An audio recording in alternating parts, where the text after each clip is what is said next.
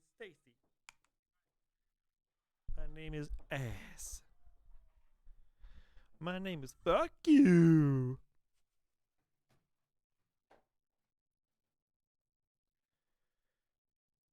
All right. Let's get the show on the road. Chris, here is your editor's notes. This is serial number ADP 22015. Again, that's America's Diesel Podcast 22015. This episode is about tools. Date is April 6th, 2022. Fucking 22, man. He's metal now? I don't know. Did you break him? No. Mine's Is metal. this metal? No. It was always metal. What? Yeah. Wow. They were just that old. Wow. Unbelievable. We have the new ones. I haven't had time to put them up yet. It's okay. We'll talk about it later. It's beautiful. You guys do a podcast. Huh? You guys go Shut ahead and do a podcast. up. Sorry. Oh, well, you got notes. Oh, I God. want to make sure I didn't forget anything. Oh, shit. Ooh. I got my paper.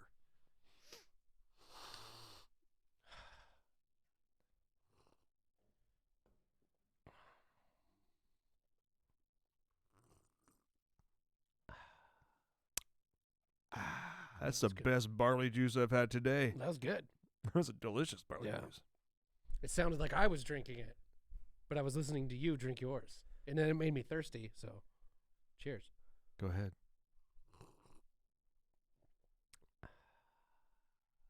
Damn, that's a good barley juice. It's a good product. That's a great product. Welcome to the show, ladies and gentlemen. This is Ben and Tyler from America's Diesel Podcast, coming at you from Spokane, Washington. Make sure and check us out on Google Play, SoundCloud, iTunes, Spotify, anywhere that you listen to podcasts. You can find us on there by searching America's Diesel Podcast. You can also find us on the social medias, Facebook, Instagram, barely TikTok, by searching America's Diesel Podcast. We are trying to pump up our Instagram numbers, so if you feel so happy, so kind, so generous to give us a follow on Instagram, that'd be fantastic. Also, because we usually film 2 episodes per filming session, and we do a live between those 2 on Instagram. So usually every Wednesday, right around like between 4 and 5, we do a little live Pacific on there. Standard Time. Yeah, Pacific Standard Time. We do a live on there and pretty much answer and have a chat, or whoever can join. We'll have a barley juice and chat about whatever you want. Yeah, it's a great opportunity. If you have a question for us, put it on there. We'll answer it. Yeah, and sometimes podcast episodes end up stemming from that as well. Yeah. Sometimes people make fun of my Costco shirts. Whatever. Yeah, it is what it is. I don't care. Tyler, hit him with reviews. Oh, yeah. Let's keep those reviews coming in. We are moving up in the ranks, which I adore. Yeah. It's great to see. So keep those reviews coming in on any of those platforms that Ben mentioned earlier.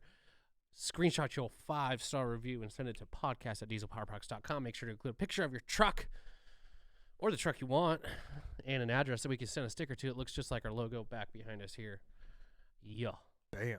So, lastly, if you need diesel parts or parts for your diesel truck, make sure and check out dieselpowerproducts.com. We got phone sales techs on the phones 6 a.m. to 6 p.m. Pacific time, ready to take your call and let you know the parts that you need, the right ones for your truck, or answer any questions that you have. If you are browsing the website and you happen to see a quick ship logo on the product page, that means it's verified, in stock, ready to rock. You can still call and talk to us if you want, but if you're just trying to like, man, I wonder if this is really in stock or not. If you see quick ship, bam, verified, 100%. Click the button, pay your money, get the shipping, get it there ASAP. Also, if you are a podcast listener, which if you're listening right now, you are a podcast listener. Welcome to the club. Congratulations. You get absolutely nothing. But if you do listen to the podcast and you're ordering parts from us, make sure and tell whoever you're talking to that you're a podcast listener. Or if you're ordering online, there is a delivery notes section. It used to be a little bigger. Now it's like one long, skinny line. Just write podcast in there. I go in there every couple of days and tally up who's buying parts from us. They're listening to us because it does help us keep the lights on and make sure that we're all having a good time. Also, if you're listening to this and you buy diesel parts for your truck and you're not buying from Diesel Power Products, I want to know why. Legit. Yeah. What's up? Yeah. Tell us. Shoot me an email. I want to know why. It could be something simple. It could be something stupid. I don't know, but I just want to know. Yeah. Sure. Oh, yeah, it's Wednesday. You all right? Yeah. Sorry, the barley juice was making a comeback. Yeah. Just kidding. I had to burp. Okay, let's get into this week's episode. Today we're talking about tools. I like tools. I like tools a lot. As I've Yeah. gotten older, I have found that I like tools even more. And this is, we did a tools episode way back. Yeah. This must have been like 2018. It was like one of our first 20 or I would- 30 episodes. yeah, I was gonna say like first 10. Yeah. If you guys have listened to any of our really old stuff, like before we got actual microphones, I don't blame yes, you. we know it was shitty. Yes, we totally know it was an absolute. The audio was absolute shit. Yeah. And I've had some people message me like, dude, they're like unlistenable. Like, I know that's we've come a long way since then. So yeah. if you have been going back and listening to older episodes, first off, thank you. I appreciate it. Like, Yeah. thanks for going back in the discography and listening. But we decided that, and as per some of requests, to kind of like rehash some of the old ones. Plus, I mean, it's time has passed. It's been several years. Yeah. We may have some new things to add to the list. Possibly. Possibly. Quite possibly. In typical fashion, I have a list. Tyler showed up. Yeah. Not even a sticky note today. Facts. Come on. I know. Ben, look, you look like you got a tool on you right now. It is one of the tools. You guys can't really see it, but let me see if you can hear it. Hold on. You just hooked your wire into it. No, I didn't. Oh, I thought you did. Never mind. That, my friends, is It's a back, chastity belt. It's a back belt. Okay. What's the thing that the chicks use to make the tightens them up, makes it look like their waist is super Corset. small? Corset. Yeah. Corset. It's got a corset on. Whatever the hell it's called. So a waist trainer. Yeah. No, I wasn't saving babies from a burning building or anything like that. Nothing cool whatsoever. I was hunched over trying to fix something sitting on a stool in my garage, and I think it's like a socket or a can of brake clean like tipped over and started rolling out of my garage, and then it was going to roll into my driveway, which is even more slanted, and then into the street, which is even more slanted, and then down the hill. So I was like, it's Yeah. now or never. And I stood up way too fast in a quick jerking, twisting motion, and went, ah! Oops. Am I dead? Did I just die? Yeah. And later that night, my back fully locked up. Like I couldn't even get off the ground. My wife had to like help me up, Yeah. and I was like wheezing and panting trying to get up the stairs. It was very humiliating Yeah. because I am 36 years old. Yeah. But this will be the third time I've blown my back out in my life. Eh, So I figure I was due anyways. Yeah. I probably got about 4 or 5 more of these left in me, and then I'm just gonna just pull the plug. I'm done. Yeah. Just Never end wanna it. do that Just again. end it. Yeah. Sorry, kids. Blew my back out one too many Yeah, times. sorry, I gotta leave this earth. I'm worth more dead than alive. Enjoy the money. Pretty morbid, but not. Yeah, whatever. Yeah. So let's talk about tools. The first tool, a back belt. Honestly, if you're if your back is like questionable or it's a little tender, a little sore, you know you're gonna be lifting up heavy things. Don't be too proud to wear a back belt. You know, Yeah. they're like $20. I bought this at Ace Hardware. Just go get one, because you never know if you need to have one on hand, because your back may start to get a little bit tight. And you're like, ooh, I should probably. Especially if you're like, crawling around in your garage working on Yeah. your rig. I mean, it's happened to me a few times too. Working on something and you're constantly, laying down, getting up, and then you're stretching to grab something. Mhm. That it happens. It happens. And because we all totally take fully Super- good care of our bodies. Yeah. I'm not saying I'm the worst out there, but I'm definitely not the best. Yeah. Yeah. All right. We're going to get into two of. I got a list here. I don't know if you want to chime in or if you. I'm going to start going on the list. Just though. go hit Okay. your list and I'll chime in. So the first thing on my list, and it's actually something that I've had. I bought these a long time ago, and for some reason, it's one of the few things that I haven't lost a piece to. But I have a set of standard stubby box end wrenches. And when I Yeah. say stubby, these things are like they go all the way up. They go from 3/8 to 3/4. Yeah. And they're stubby. I mean, even the 3/4 one is no more than 5 or 6 inches total. Yeah. But those things, as far as like getting into tight places, 10 out of 10. Like Absolutely. if you have a 7.3 and you need to do anything on your fuel bowl, that's your jam. Yeah. Those as well for because you hear people talking about, like, I need to take my transfer case off of my transmission. Oh, those top bolts are going to be a real pain. Not with these stubbies. yeah. And I'm not like they're going to be hard. You need to have your finger strength and stuff like that. But I mean, you can really reef on a stubby wrench just to break a bolt loose, and Yeah, or just at least drop if it's in a tight spot and you could use another wrench to at least break it loose, then you can get in there with the stubby, and especially if it's like a ratcheting stubby. that's I know one. Of the- yeah. I've got some of those as well, and I actually like just like especially of course the 10 millimeter. It's used on a lot of things, Oh yeah. so that's that's one it gets a lot of use. Even when I could use a bigger wrench, that's my go-to as far as a Yeah.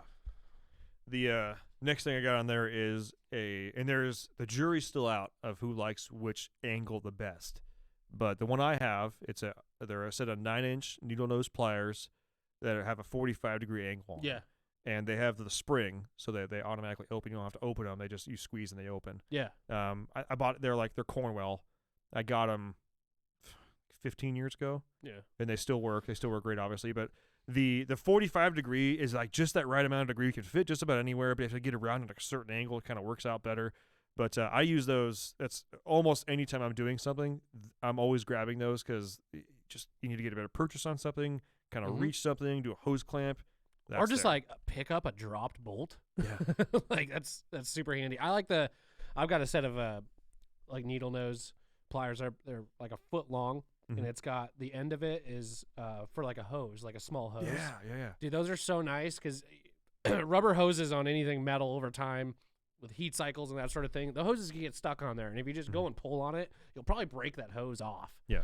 So with this particular wrench, you can put it over that connection, over where it's seated on whatever piece of metal it's on, and kind of wiggle it side to free, and you'll feel it go pop, kind of free up, and you're like, Yeah. okay, now I know it's good to pull off. It's basically once you can get somewhere around that hose to break free, Yeah. then you can start moving it around a little bit more, and then it'll eventually come off.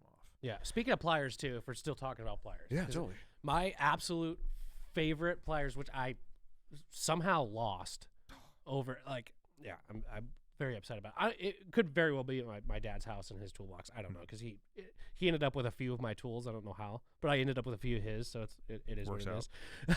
is. But the hose clamp pliers that are on a cable, I freaking That's love on my those. list. Yeah. Oh, it is. Okay. Love those. We can talk about them now. Yeah, if you have spring-loaded let's talk- clamps like on a radiator or something like that.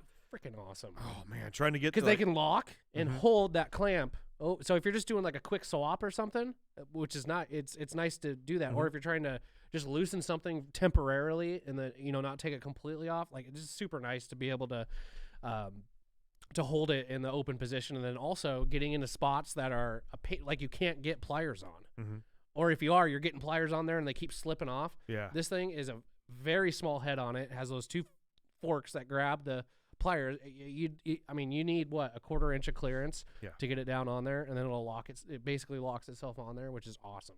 Yeah, we all know that struggle when you get the pliers on there, and you're like just on the very corner of it. You're like, oh And god, don't if you move. squeeze it more, it's gonna go squeeze off. If you don't squeeze it enough, it's not gonna fit over the ridge to come up. Like Yeah. It's balancing a tightrope right there. Totally. Next one for me is actually I have hose clamp pliers on there. Boom. Bingo. Next one, a good brake caliper spreader. Yes. Okay, and what I mean by that is, I'm sure we all have the one that the first one we bought that like you hand. Like, I don't even have that one. I won't, like No. it has like a Oh like, yeah, almost yeah, slight- yeah, and you, like, yeah. You turn a it, small U shape that's basically built to fit into the caliper, and then you turn it, and as the threads turn, it pushes the pistons back into the caliper. But when you start getting into, I mean, those work great when you work on like a car or like a Ranger, or maybe even a 1/2-ton truck or something like that. Yeah. When you start getting into these calipers that are much bigger on like 3/4 and 1-ton trucks or something like that, you don't have the pressure. Like you can't squeeze that tight enough. Yeah. So getting a good high quality, I know that Blue Point makes one and Snap-on makes one, and That's what I got. Yeah, I freaking love it. as much as I'm saying, like I am an advocate for buy the right tool for the job and that fits your budget. Yep. This is one of those things which a buy once, cry once. There's the ratcheting one that's like spreads them out ever so slightly, evenly. Yep. But it takes all the pressure off trying to twist it. You have a ratchet, and it screws them both out at the same time. Mm-hmm. So it takes a lot of that stress off of trying to spread it open. I use that same tool to do the calipers on the back of the F450. Yeah. So they're enough to even do like F450 calipers, which are Yeah. big. Yeah. The ones that I have are like an X, Mhm. and then on the one end is a bolt that has like a little T handle on it that you just turn, and it slowly spreads that X. So what's cool is on the top of the calipers, there's always like holes, right? And usually guys will just shove a screwdriver in there and, or a pry bar and push it open. This thing, you slide in there nicely, you twist it, and it just spreads them perfectly. You could pull it off. Like, let's say you had to take a brake caliper off, but you're not replacing brakes. Like, it's super nice to be able to, because what's cool is you put it in there before you put the caliper on, you spread it, and then you could set that caliper on the brake rotor, like halfway, and then you could take that off and push it on the rest of the way.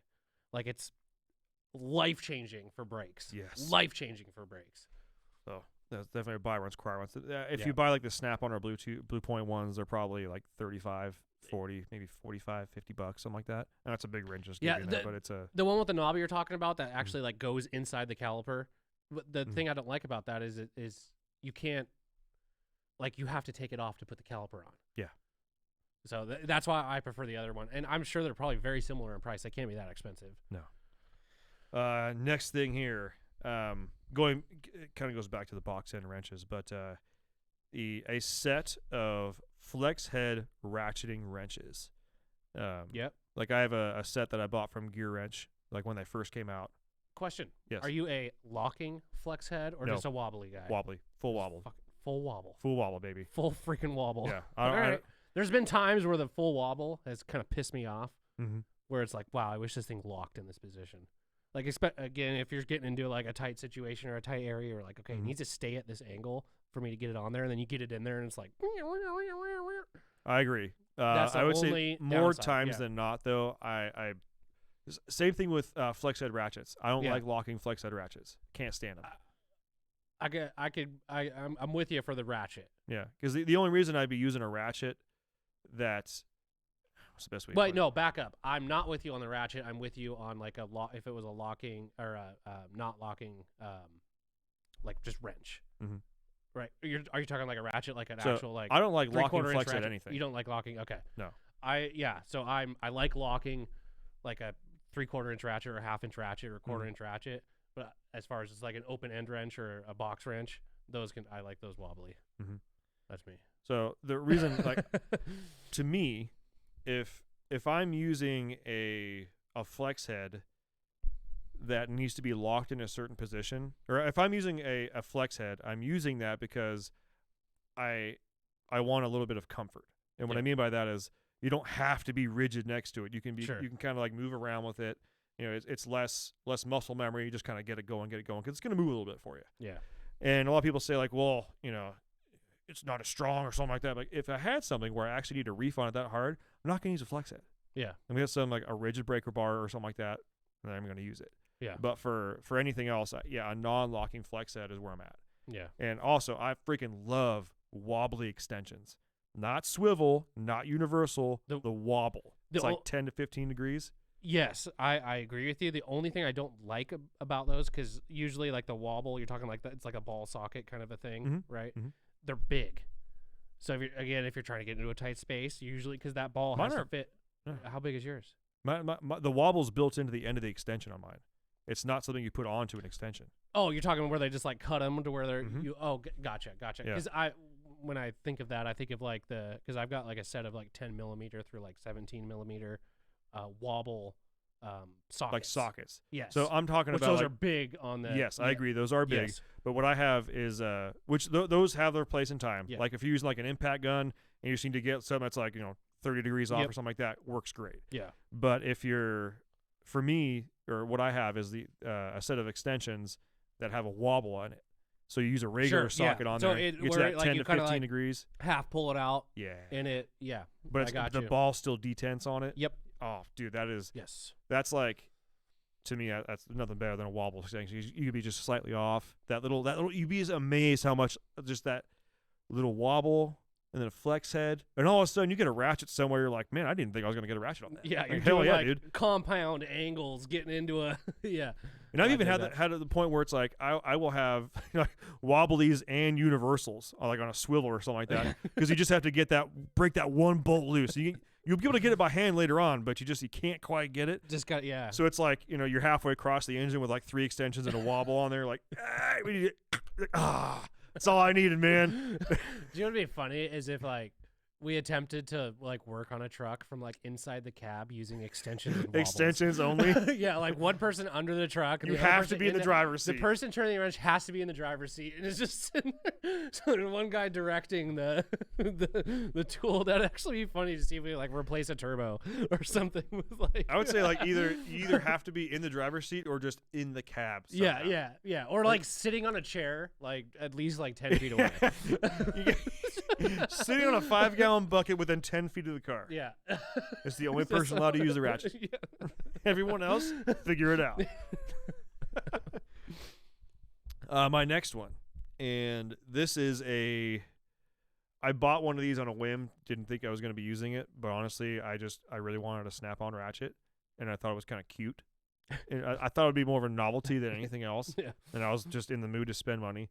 But it's basically a 1/4-inch snap-on ratchet, so a small one. It's only about 5-6 inches long. Yeah. But the internals are 3/8 inch, so it's a 3/8 yeah, drive Cooper, and a 1/4-inch yeah, body. You got that Cooper's got angle. the 1/2 Yeah. inch and a 3/8 inch, or like a 1/2 inch and a 1/4 inch. That you kind of make these hybrids. Yeah. Because you'd be amazed how many, like, especially when you start working on cars for a long time, you build up that grip strength, that arm strength. Yeah. You'd be amazed how strong you actually are when you know you can reef on something, even if it's a short handle. Yeah. But it's also a bit of a built-in safety because you can only reef on a 6-inch wrench so far. Right. So if you're really trying to make sure you're not over-torquing things when you're tightening them down first, it's a great way to do it. Yeah. And also, 5-6 inches, it's palm of your hand. You're not having a whole extra 3 inches of ratchet and a handle hanging out there slowing you down. Yep. Real quick, it's one of my favorite things. Yep.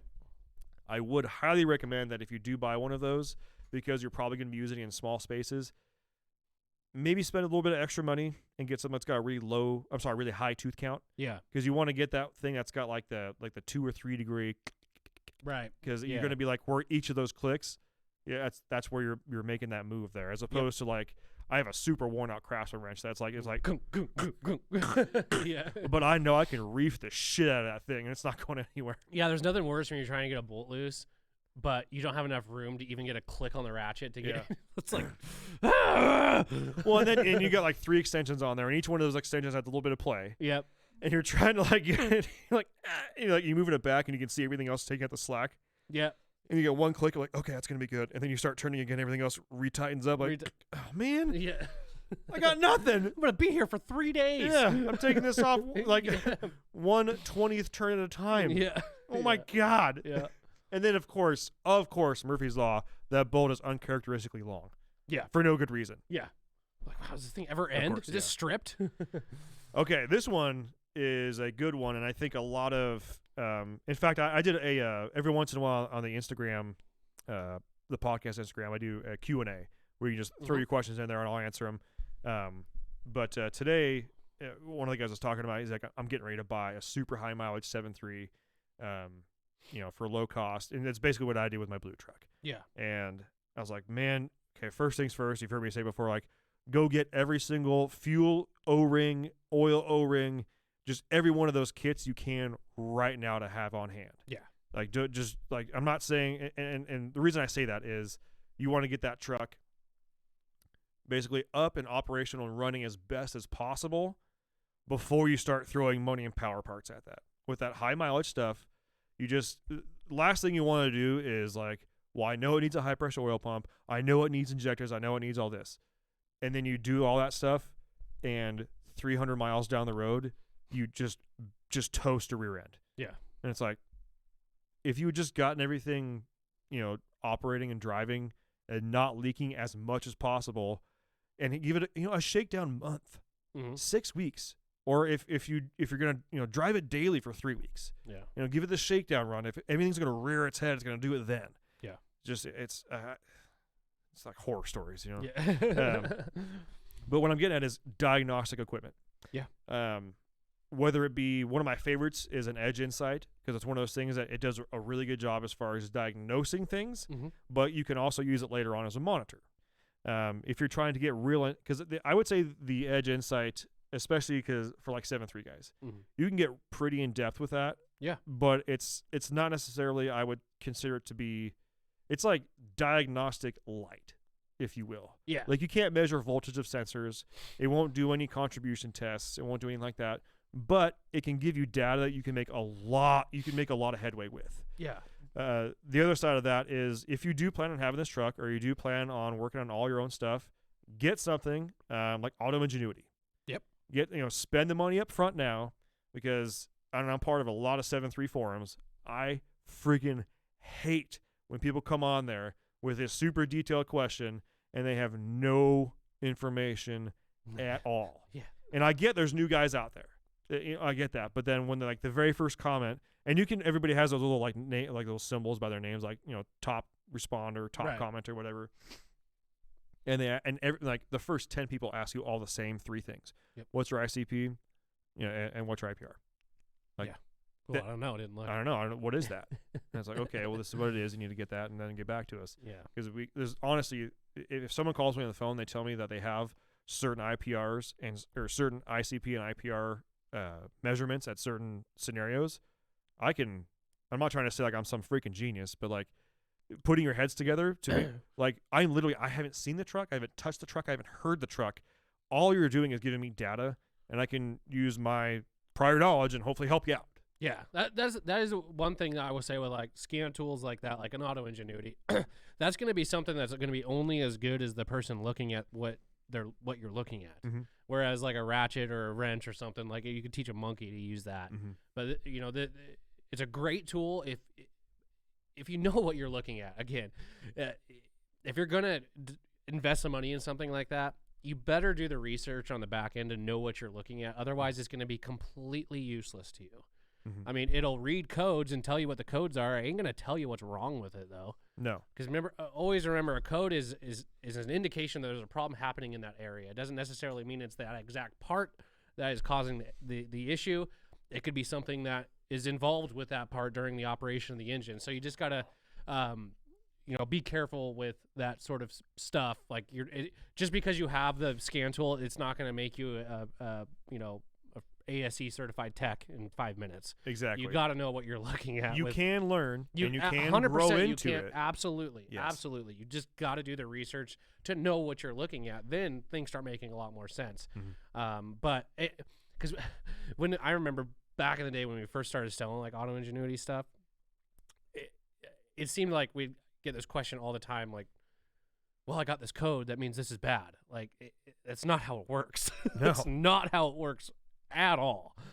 So just be, if you're going to invest in that type of tool, just make sure you've got the knowledge to back it up as far as to know what you're looking at and what it means. Yeah, a lot of the, like the first time that I started soaking up automotive knowledge from technicians that were a lot older than me, is that I was always told a check engine light or a code, it's literally just imagine there's a little tiny person there with a red flag saying, look at me, look at me, look at me, look at me, look at me. Yeah. That's it. That's all it's telling you. Yeah.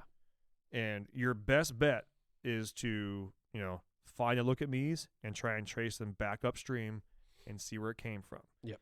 Because I know a lot of the newer trucks, and I will say as onboard diagnostic systems have gotten better and better over the years, Mm-hmm. they will give you more information, but it's still not always going to tell you exactly what's wrong. And what I mean by that is, like on a 7.3, you rarely are you going to see something that says like, this is high, this is low, over here is this, over here is that, that's what's going on. It's more going to be like, hey, out of range. Yeah. Yeah. And that's it. It's not going to say like, hey man, this is like higher than it should be. Hey, this is lower than it should be. Like this came in at the wrong time. I'm just going to say, hey man, it ain't right. Yeah.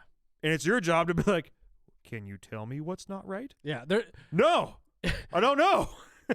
There is like, I just wrote this. There's a little like blog post that we did because I wrote a blog post a long time ago that was for 5.9 Common Rail No Start, and I just did one for the VP trucks, right? Mm-hmm. I think that's like the only truck that if it throws this one code, like your injection pump's bad. Yeah. Like it's like, okay, you got that code? Yeah, it's bad. There's no diagnostics necessary. It's bad. Yeah. Which is the injection pump timing code. And I can't remember exactly what it is, but it's like 1619 or something. I can't remember off the top of my head. 1613? No. 1614? I've heard Josh say it before. But it's injection pump timing failure. Yeah. You can look it up. that's like 0.01% of codes out there. Just so you know, guys. Seriously. Don't. So that's what I'm saying. That's like the only truck that's like, okay, if it has this code, it's jacked. And I will also say this is an unsponsored plug. There are now that phones have come a long way.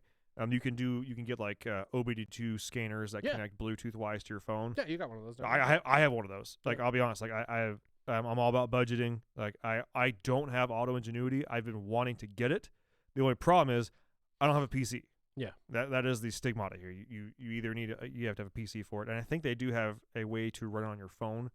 I haven't quite got into that yet, but I just got something that worked on my phone, and then I downloaded ForScan Lite, which is Ford Scan Lite. It was like $6. Did you say foreskin light or Ford scan? They call it, on the forums they call it foreskin. It's called ForScan. Foreskin. Yeah, FORSCAN. Yeah. But everybody calls it foreskin because we're all just 12-year-olds. Download foreskin. Goddamn foreskin app. Everybody's Not like, telling me what's up with my truck. you want me to go to the App Store and download what, sir? Yeah. Foreskin. I told you twice.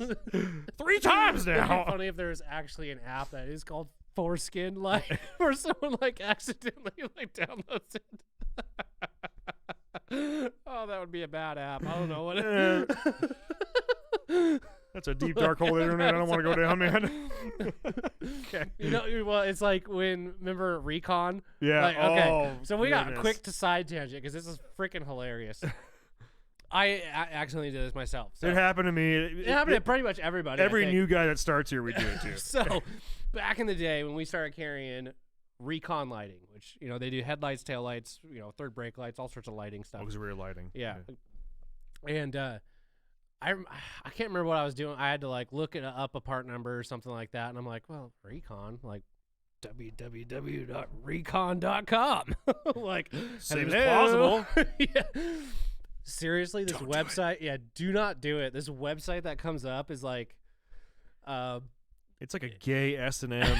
it's just like a gay Frickin- S&M website. And or it's not something. like, click here if you're 18. It's like opening page, dudes in leather straps, and all of a sudden there's going on, and it's like, whoa! It's basically like Whoa! there's basically a dick in your face as soon as you Yes. open it up.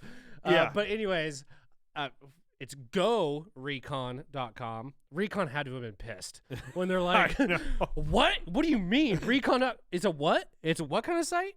Oh, Yeah. well, let's just add go. Is that cool? Can we just That add work? go in front of it? Should we change our name? Yeah. I'm sure they probably called the people at recon.com and be like, hey, listen, we got a proposal for you. And Yeah. You're like, this is our company name. And you guys do like porn? Yeah. Like weird porn? Like, can we sell that to you? They're probably like, you're talking you sell parts for diesel truck guys? We ain't selling that. Yeah. Like, that's half our market. You guys sell Duramaxes? You sell You Duramax guys got parts? parts for Duramaxes? Now that I got you on the phone, I need some parts for my Duramax. Oh my god.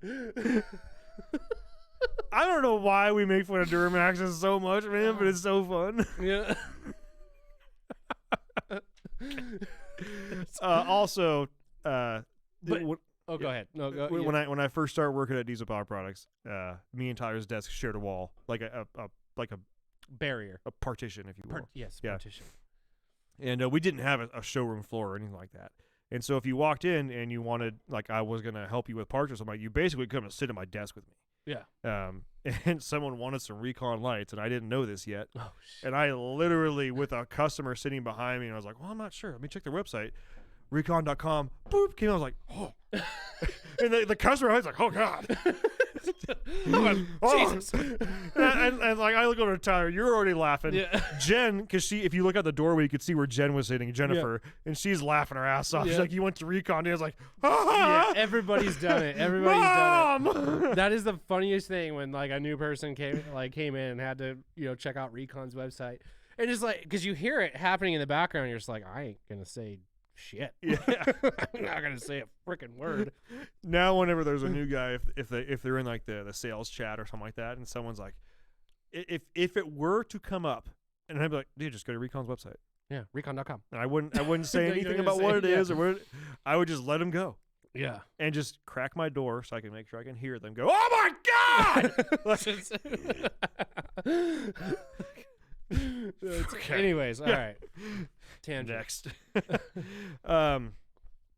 This is more of like these two things are kind of like a shop supplies type thing. But like towels, blue paper towels, The blue ones. hand wipes. Two things here. If like for normal like microfiber towels and blue paper towels. Yeah. If you're not buying them at Costco, you're paying too much. Yeah. They have those Mother's yellow microfiber towels. They're super cheap at Costco. You buy like a 30-pack of them to the point where it's like I use them as like disposable plus towels. I do not get worried if I throw one away. Yeah. I will say like if I wipe something up, like my system that I have is I have like a little bucket, if you will, of rags that are like not clean but nowhere near screwed yet. Right. So it's like if I need to wipe off a part or if I have stuff fall on like a whole Check bunch your of oil oil, fall on the yeah, floor, or- so yeah. I'll grab one of those. But like I'm not going to wipe a window with it. Right. Or wipe my paint with it or something like that. And blue paper towels, super cheap at Costco. Also, side note, the spray away foam window washer, Mm-hmm. you get 4 packs at Costco for like $11 or something like that. They're like $3 or they're like $5 or $6 a can at like O'Reilly's or something like that. So definitely there. Yeah. Next would be hand wipes. Just like hand wipes that have like the soap built into them. Yeah. Yeah. Like for me, I don't have a sink in my garage, and the last thing I want to do is piss off my wife by walking in, first off, touching everything I need to touch to get into my house Right. with really, really dirty hands, and then going to our sink and washing my dirty White ass hands. sink. Yeah, you and know, washing yeah. my dirty ass hands in there. So having those wipes in there. Also, it's like, okay, I need to take it on a test drive real quick. Well, I don't like driving my truck with really, really grimy hands. Like Yeah. it gives you like it takes 30 seconds and you just get all that grime off of there and be good to go. Yeah. The other one here is brake clean. Love that stuff. Love brake I'd clean. drink it if it was wouldn't kill you. The first time I learned what brake clean, I was like, this is magical liquid. Yeah. This can, like, how much are these? Yeah. I feel like I need them. I still to this day think brake clean should be cheaper. It is such It should be. a freaking like disposable. Like I clean everything with that. Like there's been times where like my hands are dirty. I'm like Totally. probably not the best for your skin. Brake clean will clean anything off of anything. They should do like brake clean with aloe vera. Yeah. Like because they know people are cleaning their hands with totally. it. Like So my recommendation is, like for me, O'Reilly's is the closest auto parts store I have to my house. I'm on their email list, obviously, because I buy parts from there. Yeah. When brake clean goes on sale from O'Reilly's, it ends up being like, if you buy I think they go on sale for maybe $2.10 a piece or something like that. that's a good deal because it's like $5 a can, not on sale. Yeah, I go in, I buy 3 cases. Yeah. I know I- it seems like excessive, right? But there's something No. about when you have when you're not worried about emptying your last can of brake clean on a Right. project, you'll be amazed how much faster you just get things done because you have that much brake clean. Yeah. I'm not saying you're wasteful, but that's out of your mind. It's not like, well, I should probably clean this with a towel because I don't know how much brake clean I Yeah. have. I only got a little bit. I left. might need this brake clean for something else that I really need it later Yeah. on. No, man, if I need it, I Send use it. Yeah. So again, I think we all need to band together and protest the price of brake clean. I'm serious. And I'm talking like it can't be that expensive to make. I think it's It 'cause really can't. I think it's because the actual chemical compound. I'm sure that they have to pay a whole bunch of like. They figured it out. There's no way that's good for the environment. Like, so I also It's like just- how the automotive community basically as a whole. Like I remember when I was still working in the shops when they came out with the non-chloro fluoro whatever, like yeah. the nice brake clean. yeah. They were technicians. Like my shop foreman would go out because our shop. I think I was at that time I was working at a GM dealership. They brought in like the safe brake clean, the environmentally friendly brake clean. Non-chlorinated. The non-chlorinated, and all the technicians were like, "What is this? Yeah. You literally need to add 0.75 hours to everything I do because this doesn't clean for shit." Yeah. To the point where my foreman was going down the street and basically like I was doing, like buying cases, and then the techs would buy it from him Yeah. just to keep their keep the job going until Yeah. finally our parts department was like, "Yeah, we're not doing that anymore." Yeah. But yeah, I appreciate how basically the entire automotive parts community as a whole was like, "Hey, yeah, good idea. No, we're not going to do it. Yeah. No, Yeah. you know what's going to happen? It's not going to sell," and it doesn't. Yeah. Like O'Reilly's doesn't even offer a normal like a a safe brake clean. No, we want the hard shit. Yeah. Give me the blood clots. I Yeah. want the blood clots. Give me the good brake clean. Okay. Yeah. You're saying this is gonna knock 5 years off my life? Looking at the job. It's worth it. Yeah. It's worth it. Car's gonna be fast. Yeah. Hey. No, I'm dead serious. We need to all band together and start a petition to lower the cost of brake clean for everybody. Next thing, small containers. Seems kind of weird, but like those SMB trays. Yes. Okay. S&B trays, kick ass. Mhm. Love it. I've used mine. S&B came, did a little they showed us their new stuff. Mhm. They hooked us up with some of their tool trays. Badass. Really are. Also though, so I don't know if your household does this with your wife, but swapping out the old Tupperware. Like getting rid of Tupperware. I'm Oh just yeah, gonna throw this. I take all of them. Give me all Mhm. those. Give me all those. It's so nice to put in your drawers and have these little compartments where you could put, I've got like two, probably like 2 or 3 inch deep Tupperware. There's Mhm. just like random bolts and nuts and screws and all sorts of stuff. Like kick ass for your drawers or your toolbox for organizing that random shit.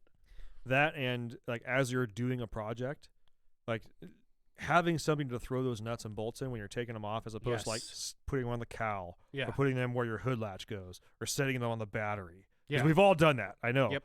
But once you make it a habit to have one of those containers with you, and so I put all these washers in here, I put all these nuts and bolts in here, I put all these connectors in here. So especially when you're going back and you're like, I got an extra bolt. Fuck. Job's done. That means it's good, right? Job's done. More efficient. More- Bing, yeah. Extra bucket. But it's one of those things that really helps. Yeah. Next thing is lighting. If you're where you're working, your garage, say, doesn't have the best lighting. Yep. Side plug, non-affiliated, but I'm sure we've all seen those ads on Instagram or on Amazon where they have those like those 3 or 4 panel LED things that screw Yeah. into your normal light bulb. Yeah. Worth it. Worth the hype. I bought 2 of them for my garage. I bought the low-powered one, Mm-hmm. and they light the absolute shit out of my garage. Yeah. So if you're looking for something that is a good, you're not wanting to hang your own hang your own fluorescent tubes or anything like that, Yeah. that is a really great alternative. Pay the money for them. I think I ended up paying like $38 for two things or something like that. Mm-hmm. I love them. They're Yeah. great. Highly recommend them. Next would be a headlamp. I have a rechargeable Coast headlamp. I spent a little bit of extra money on it. I love it though. Yeah. Having the batteries rechargeable, so I know every time I'm done, I just plug it in, and then when I need to go back, it's there. It's charged. Yeah. I'm a huge fan of we have one here. It's that bar light Mm-hmm. that has that spring sort of Yeah. clamp that goes around that goes Yeah. under the hood. And so, it hangs from your hood as it's open. Mhm. That is, I That's love huge. those lights because that lights up your entire engine bay area. And you don't have to hold on to anything or worry about something falling off or I mean a headlight is also a great option, but if you want to see everything all at once, like that's a great Yeah, Gotcha. I probably overlight when I'm working on for the most part.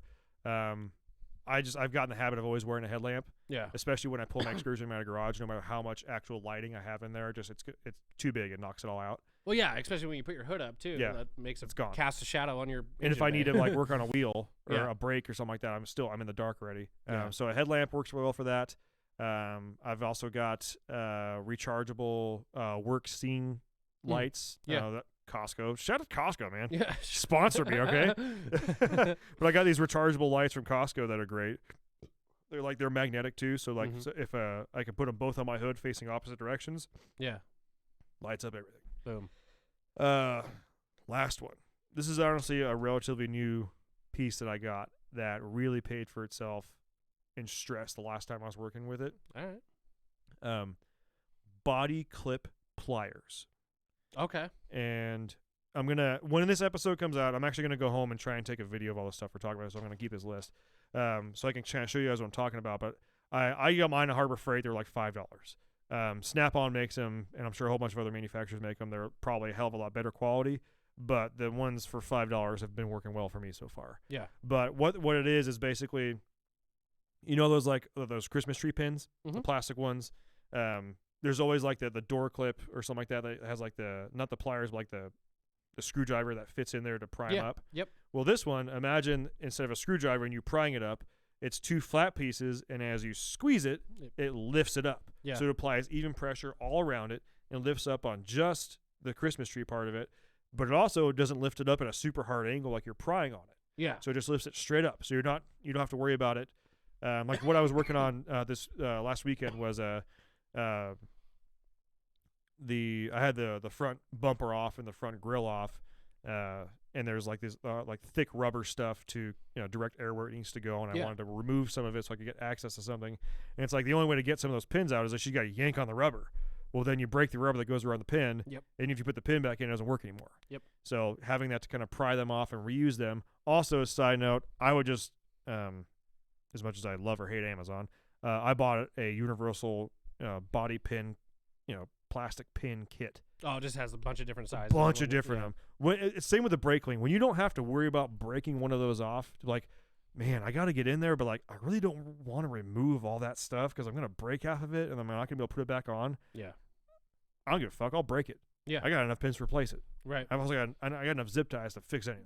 Right. Yeah. Yeah. No, for sure. And speaking of like pliers and stuff like that, especially like for door panels or any sort of interior component that you don't want to damage as you pry, the composite plastic. I They know they exactly make a what you're whole talking set about. of different sizes. They Yeah. make real wide ones. They make narrow ones. They're kick ass for doing like door panels and stuff like that. So because I mean, you see a guy wrenching on a door panel with a screwdriver or something, Yeah. and you're just distorting the plastic and ruining it. Mhm. Whereas these are a composite material that's softer than metal, so it doesn't leave leave that damage. So I've used the crap out of those. We did when I used to work at a dealership, dude. We do dashes all the time. Do the dashes, door, window regulators, door switches. I'd use those plastic pieces for any the plastic tools for any of the interior parts so I don't damage anything. Totally. That's my list. Corey, you got one? Good pry bars. That actually was one of the things that I was debating putting on my list or not. My frame of mind with pry bars, I own basically 3 of one and 1 of the other. Yeah. And I look at it as I bought 4 of one and 1 of the other. I bought the Harbor Freight set, Mhm. like the Pittsburgh one. But I also have, from when I was actually working on cars to make money, I have a nicer Snap-on one. It's Mhm. like a 30-inch or a 34-inch one. A Snap-on one. It's got the metal on it. Like you could Yeah, break you concrete could- with this fucking you thing. can Like you could. smack the end of it. And Yeah, do all I would that, trust that thing with my life. Yeah. But the thing is, like, I don't have the smaller ones, and for me, I look at it as the Pittsburgh ones. They were like $30. There's 4 of them, and they range from like, I don't know, 8 or 9 inches all the way up to about 20. I know that for just about whatever I'm going to be prying on, if I feel that I'm really starting to tweak this bar, I'm not going to use it anymore. Yeah. But for a lot of times, it's just like you just got to break something loose or get in there and kind of work Right. on something. That's fine. I don't need I'm not saying that there's nothing wrong with having high quality tools, but my budget and my life right now, I don't need to be spending $500 so I could have, Right. 6 pry bars that are all going to be able to lift a car up. Right. Like, I really just need the one that can really do the big man job. The other Yep. ones, they get the job done. Yep. Yeah. And also, it's knowing what you have. Like if you have a Pittsburgh 1/2-inch breaker bar, don't go in there thinking you're going to put a cheater on that breaker bar and you're not going to break anything. Yeah. It's like, yeah, the breaker bar works most of the time, but I also know the limits. Right. Am I afraid to break it? No. But if I need to break off, I have a wheels, a lug nut's being really, really stiff. I'm not grabbing the Harbor Freight one. Right. I've got, again, this is a tangent. I'm going to wrap this thing up here. But like, I kept a couple of tools from when I was working in the field that I just Mhm. like, I knew I didn't want to have to replace. Yeah. And I knew that if I got rid of it, I would never buy that same high quality of tool again. Yeah. Pry bar, impact wrench, ratchet, like a 3/8-inch ratchet set. And the other one is a Snap-on flex head 1/2-inch ratchet. And I think it's a big fucker. It's large. Yeah. It cost me when I bought it probably almost $325. Yeah. And it's one of those ones I knew I would never buy again if I had Right. to. But I had it and I wasn't going to get rid of it. And I know that I can reef on that thing. I could stand on it. Yeah. I don't even care. Yeah. It's fine. Yeah. But So that's one of those things. Or if buy a couple of things that if you know that you're gonna have to refund and stuff like that. But like if you open my toolbox, I've got Pittsburgh sockets, I've got Quinn sockets, I've got some Snap-on sockets, Yep. I've got Craftsman in there, I've got Sunex. What else do I have? I actually have quite a bit of Cornwell sockets in there as well. Mhm. But honestly, if I need it and it fits the bill, I'm going to get it because I'd rather have it than not have it because I put my pride aside because I want to have the nice tools. Yeah. If it gets to a point where I have like a certain set of sockets that I keep rounding out because I'm using them so much, then yeah, I'll get the better one. Yeah. I'll spend the money at that point and go do that. And then those extra shitty sockets will go in like the truck or something like that. Yeah.